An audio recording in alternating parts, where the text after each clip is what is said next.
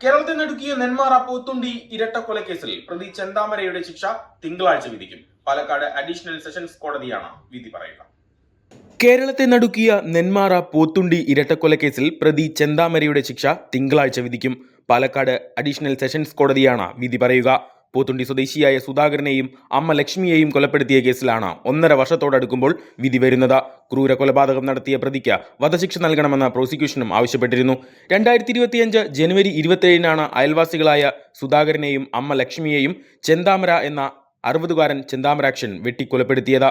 കൃത്യത്തിന് ശേഷം വനമേഖലയിലേക്ക് കടന്ന പ്രതിക്കായി പോലീസും നാട്ടുകാരും ചേർന്ന് 2 ദിവസം നീണ്ട വ്യാപക തിരച്ചിൽ നടത്തിയിരുന്നു. ജനുവരി 28-ന് രാത്രി 11 മണിയോടെയാണ് പോത്തുണ്ടി മാട്ടായി വനമേഖലയിൽ നിന്ന് ചെന്താമരയെ പോലീസ് പിടികൂടിയത്. കൊലപാതകത്തിനുപയോഗിച്ച കത്തി വാങ്ങിയ എലവഞ്ചേരിയിൽ ഫെബ്രുവരി 5-ന് തെളിവെടുപ്പ് നടത്തിയിരുന്നു. തുടർന്ന് ഫെബ്രുവരി 18-ന് ചെന്താമരയുടെ മുൻ കൊലക്കേസിലെ ജാമ്യം കോടതി റദ്ദാക്കി. 2019-ൽ സുധാകരന്റെ ഭാര്യ സജിതയെ കൊലപ്പെടുത്തിയ കേസിൽ ലഭിച്ച ജാമ്യത്തിലാണ് ഇയാൾ പുറത്തിറങ്ങിയിരുന്നത്. ഭാര്യയും മകളും പിണങ്ങിപ്പോകാൻ കാരണം അയൽവാസിയായ സജിതയും കുടുംബവുമാണെന്ന സംശയമാണ് കൊലപാതകത്തിലേക്ക് നയിച്ചത്. 2019 ആഗസ്റ്റ് 31-നാണ് സജിതയെ വീട്ടിൽ കയറി വെട്ടിക്കൊലപ്പെടുത്തിയത്.